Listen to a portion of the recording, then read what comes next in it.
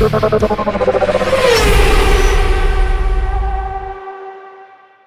We have एटो 2 जो हमारे पास review के लिए आई है। इसकी बैटरी की चार्जिंग थी 50%, तो मैं कमर्शियल चार्जर पे आया हूँ चार्ज करवाने। देखते हैं इसके बाद कि how much time will it take और हमें इसकी कॉस्ट क्या आती है। हमारे बात करते करते ये 56% तक जा चुकी है। इसकी जो चार्जिंग पावर इस वक्त मिल रही है 66 किलोवाट और it will take 46 minutes to charge it from 50 to 100%। बात यह है कि अभी इंफ्रास्ट्रक्चर्स उस तरह से डेवलप नहीं हुए हैं, तो दिस is the only charger available in Faisalabad. जैसे ही गाड़ी ने 65% चार्जिंग क्रॉस की है तो इसकी चार्जिंग पावर रिड्यूस होके 43 किलोवाट पे आ गई है और चार्जिंग स्पीड भी थोड़ी सी स्लो हो गई है, but it's still really fast as compared to जो आपको ओवरनाइट 7 किलोवाट का चार्जर मिलता है उसकी निस्बत। तो इसको 80% तक चार्ज होने में तकरीबन 18 मिनट्स लगे and still 28 minutes were actually remaining जब 80% था। तो अभी 28 मिनट्स और लगेंगे इसे 100% होने में and the charging power is at 44.2। तो अब हम इसकी चार्जिंग यहाँ पे एंड करते हैं क्योंकि टाइम थोड़ा ज़्यादा लगना है और हम देखते हैं कि हमें पर किलोवाट कितने का कॉस्ट किया। तो अभी तक ये 16.29 किलोवाट और एनर्जी डिलीवर कर चुका है। नाउ हम इसे स्टॉप करते हैं।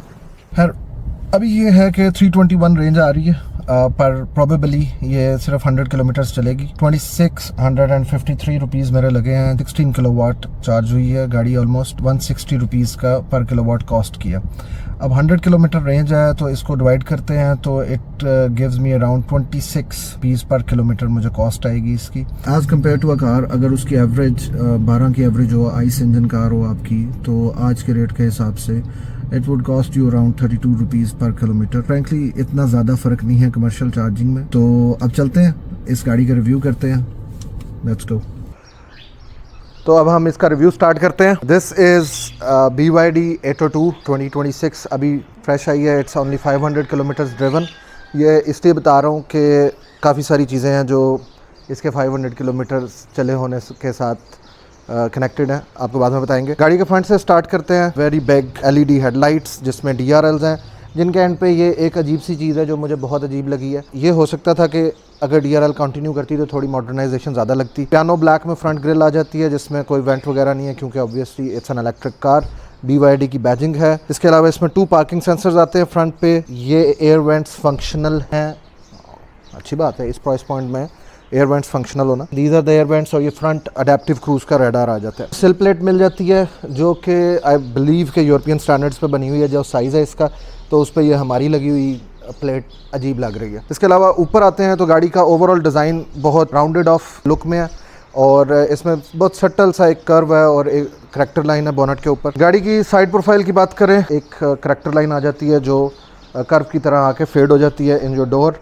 आपका चार्जिंग की पोर्ट आ जाती है ड्राइवर साइड पे और कनार्ड्स हैं ब्लैक कलर में जिसमें ये एक अजीब सा एलिमेंट है जो कि हर चीज़ में है, जो मुझे नहीं समझ आया कि क्या ज़रूरत है डालने की। ये अगर प्लेन ब्लैक भी होता तो the design was enough already in the car. इसके अलावा the car comes fitted with 17 inch alloy wheels जो कि मेटालिक ग्रे फिनिश में है। इसके बाद पीछे आते हैं तो एज़ यू कैन सी कि these are in gloss black colours जो इसके ए पिलर्स हैं और इसका साइड का जो मिरर है वो भी काफ़ी बल्कि है। Piano black finish and body colour elements हैं इसके अंदर। NFC कनेक्टिविटी यहाँ से होती है इसकी। You have a camera for 360, स्कल लाइट आ जाती है।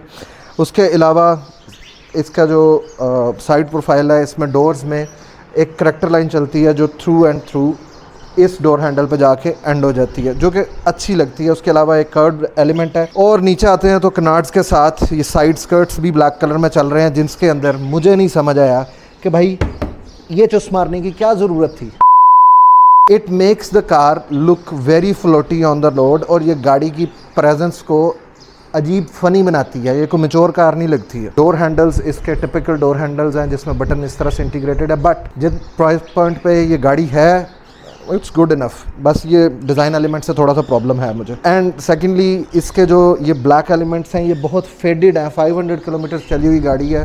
इट्स द सेकेंड वॉश जो मैंने ख़ुद करवाया इधर, तो स्टिल इसको इस तरह से ड्राई नहीं होना चाहिए। रेयर क्वार्टर ग्लास देखने में तो डिज़ाइन काफ़ी अच्छा है बट इसमें क्वार्टर ग्लास सिर्फ इतना सा ट्रायंगल है। ऊपर आते हैं तो कोई ख़ास एलिमेंट नहीं है, बट ये ब्लैक पिलर्स की वजह से आपको फ्लोटिंग रूफ इफ़ेक्ट आ जाता है। Then you have shark fin antenna on the top, और बैक पे भी जो कनार्ड्स हैं वो सेम वैसे ही हैं, और ये अजीब सा एलिमेंट यहाँ पे भी पाया जाता है। अब चलते हैं गाड़ी की बैक पे, तो आपके पास ये हेलिकल डिज़ाइन में टेल लाइट्स आ जाती हैं जो बहुत खूबसूरत हैं, and they are connected from the middle. इसकी लाइट के अंदर जो साइड वाला एलिमेंट है ये एक तो बहुत छोटा है, उसके अलावा इसके जो ब्लिंकर्स हैं या टर्न सिग्नल्स हैं रेयर लाइट पे, ये बहुत छोटे हैं। मुझे लगता है कि अगर आप फॉग का मौसम हो या विजिबिलिटी का मसला हो तो उसमें ये नज़र आना थोड़ा मुश्किल होगा। BYD की बैजिंग है, एटो 2 की बैजिंग है, EV है, योर बैक वाइपर हेयर जो कि हिडन नहीं है, you have high mounted tail lamp, काफ़ी खूबसूरत इसका बैक स्पॉइलर भी है। देन नीचे ये जो कैनार्ड्स आ रहे हैं साइड से black,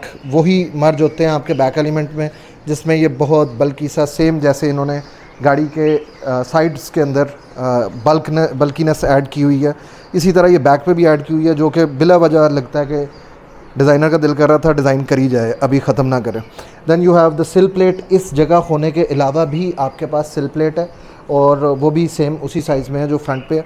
you have your parking sensors, और उसके अलावा ये सिल्वर डिफ्यूज़र है जिसमें ये 1 2 3 4 डिफ्यूजिंग एलिमेंट्स हैं जिनका आई डोंट नो पर्पज़ क्या है। इसमें जो रिवर्सिंग लाइट है वो इस तरफ लेफ़्ट पे आती है, और राइट पे आपकी रियर फॉग लाइट आती है। अब चलते हैं गाड़ी के इंटीरियर की तरफ और देखते हैं कि what this car has to offer. तो जैसे ही आप गाड़ी का दरवाज़ा खोलते हैं तो बड़ी फ्रैंक सी बात है, बिल्ड क्वालिटी वाइज या इसकी ओवरऑल फिट एंड फिनिश के वाइज ये गाड़ी अपनी क्लास से ऊपर की कार से भी ज़्यादा प्रीमियम फील देती है आपको।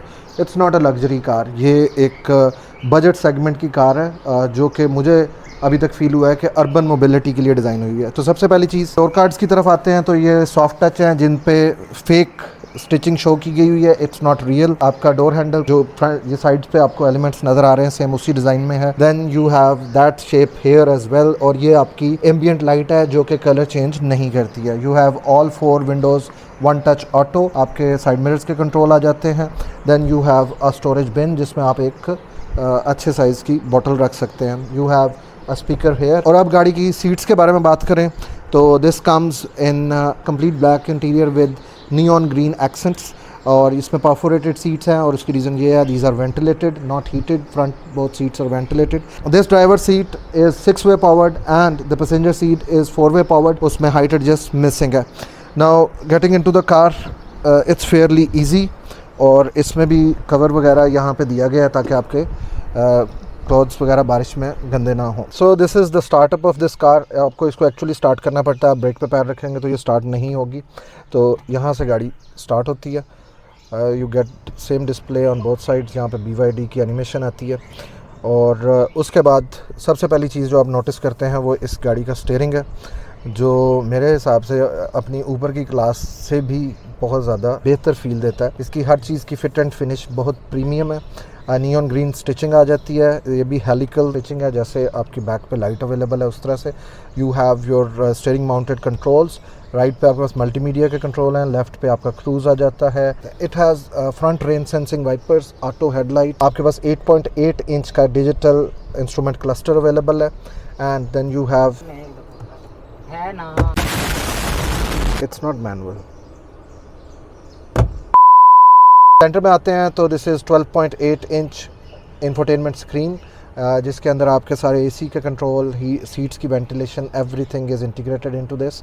This is with wireless Android Auto and Apple CarPlay, and this is rotatable as well, जो कि हमें हाथ से रोटेट करने के बाद पता लगा कि ये हाथ से नहीं करनी होती है, यहाँ से भी होती है। आप यहाँ से इसके फंक्शंस वगैरह सारे कंट्रोल कर सकते हैं, जिसमें आप जब इसकी सेटिंग्स में जाएंगे तो लाइट का फंक्शन है इसमें आपके पास, हाइट आपकी इवन लाइट की हाइट भी यहाँ से एडजस्ट होनी है।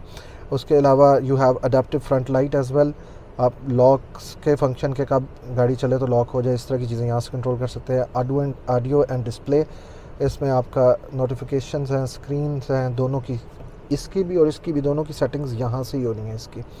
उसके अलावा this is the instrument cluster, यहाँ से अगर आपने ओडो भी देखना है इसका ओडोमीटर तो वो भी आपको यहाँ से करना पड़ेगा, अदरवाइज़ ट्रिप A पे रहेगा ये। देन एनर्जी की यूजेज वगैरह, चार्जिंग के बारे में सेटिंग्स, व्हीकल इसके अंदर इंटेलिजेंट असिस्ट, ड्राइविंग कंट्रोल और कंफर्ट ड्राइविंग, ये कुछ फंक्शंस आ जाते हैं। सर्विसेज, अगर आप सर्विस इंटरवल वगैरह ऐड कर सकते हैं। एडास के सारे फीचर्स, इंटेलिजेंट क्रूज कंट्रोल है इसके अंदर, लेन कीप असिस्ट है। अमेजिंगली इनफ लेवल 2 वाले सारे फंक्शंस हैं इसके अंदर, पर इसमें ब्लाइंड स्पॉट मॉनिटरिंग नहीं है। This car comes with 8 speakers जो कि स्टैंडर्ड हैं, कोई हास ब्रांडेड साउंड सिस्टम नहीं है इसके अंदर। एनीवेज, डैशबोर्ड की तरफ आते हैं तो सेम जो स्टिचिंग पैटर्न डोर्स पे है वही यहाँ पे फेक स्टिचिंग चल रही है, और it's type of a leather finish, but I believe कि ये इंजेक्शन मोल्डेड प्लास्टिक है। इसके अलावा this one is leather, this one is injection moulded plastic and this is hard touch plastic. Centre console की तरफ आएँ तो यू हैव 2 AC वेंट्स, जो कि मुझे ये लगता है कि BYD की मोस्टली कार्स में ये सारी चीज़ें बहुत एडवांस लगती हैं, but somehow this part looks कि जैसे किसी रेट्रो गाड़ी में से निकाल के यहाँ पे फिट किया हो। ऑल्दो इसकी जो ये होल्डिंग बार्स हैं ये बहुत मॉडर्न है, बट स्टिल ये द शेप ऑफ इट, ये जो रेक्टेंगलनेस है, ये ऐसा लगता है रेट्रो है। इसके अलावा you have 50 watt wireless charging, जिसमें this is leather element as well, जिस पे आपको एसिड ग्रीन स्टिचिंग मिल जाती है। सेंटर कंसोल में आपके पास कुछ बटन्स अवेलेबल हैं जो कि मुझे लगता है कि उल्टे लगाए गए हैं। वो उल्टे इसलिए लगे हुए हैं कि प्राइमरीली ये गाड़ी लेफ्ट हैंड ड्राइव बनाई गई होगी, क्योंकि ये वॉल्यूम मेरे पास यहाँ पे भी है, मेरे पास वॉल्यूम यहाँ पे भी है, और मोड मेरे से दूर है। उसके अलावा you have front screen defogger and then you have the start button here, जो कि मुझे काफ़ी देर लगी इनिशियली ढूंढने में। ऑटो ब्रेक होल्ड का फंक्शन है। You have hazard button here, 2 cup holders जिनके अंदर रबराइज्ड नहीं है, प्लास्टिक फिनिश है, और ये this is gun metal grey matte finish में है, और इसका वेट बहुत ज़्यादा है, मतलब it feels very premium to open.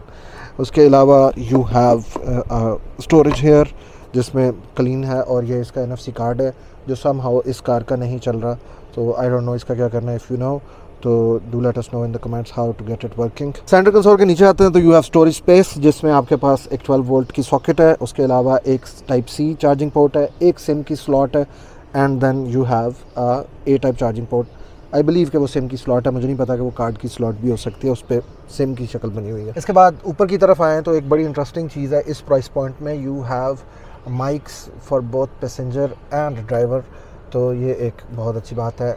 You have touch reading lights, ये अभी इसलिए ऑपरेट नहीं करेंगे, डोर खुला हुआ है। देन एक बड़ी इंटरेस्टिंग चीज़ कि actually this is a rimless rear view mirror, जिस पे ये एक प्रोटेक्शन लगी आती है सारी कार्स में, नेपाल में, चेरी में, तो वो एक रबर सा लगा होता है, जिसे मैंने कहा था कि वो ऐसा लगता है किसी डाल हाउस से निकला हुआ है, तो वो हमें भी अभी पता लगा कि ये एक्चुअली सिर्फ प्रोटेक्शन के लिए होता है। तो it's a rimless rear view mirror जो कि ऑटो डिमिंग है, बहुत अच्छी बात है।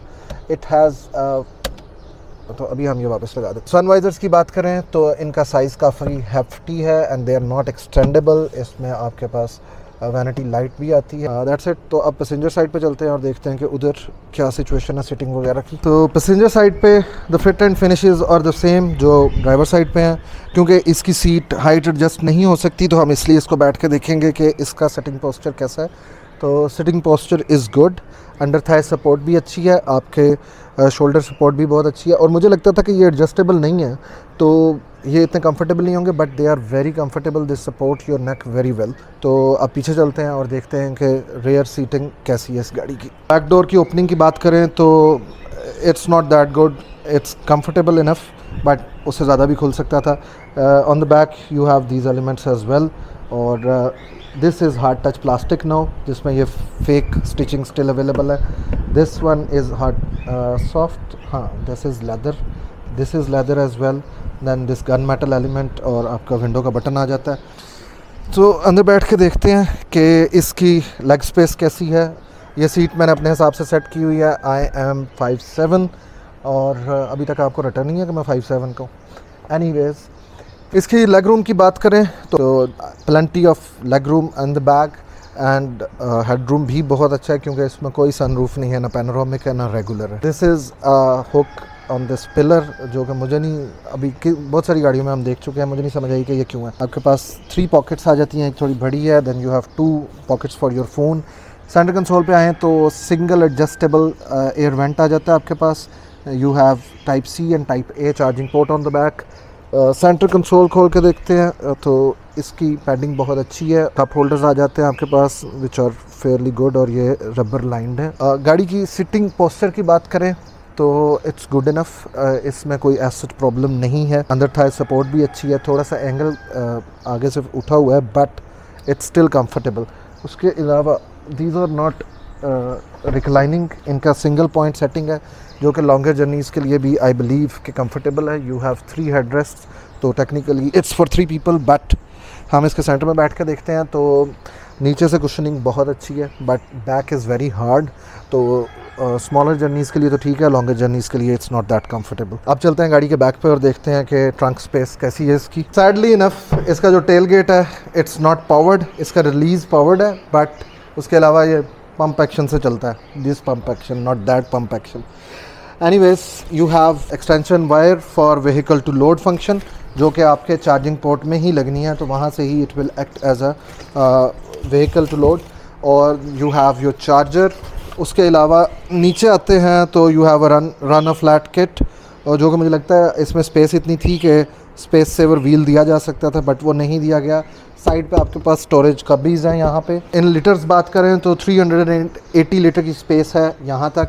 सो if you remove this and fold down the second row seats तो it can expand up to 13-20 litres. Bonnet खोलते हैं और ये यूरोपियन कार्स की तरह आपको डबल टैप करना पड़ेगा, तो डबल टैप नहीं double push and then it open up. ओह वाह, पावर स्टार्ट्स भी नहीं है इसके अंदर, आपको ऐसे डंडा लगाना पड़ेगा एंड देन कम अराउंड भाई।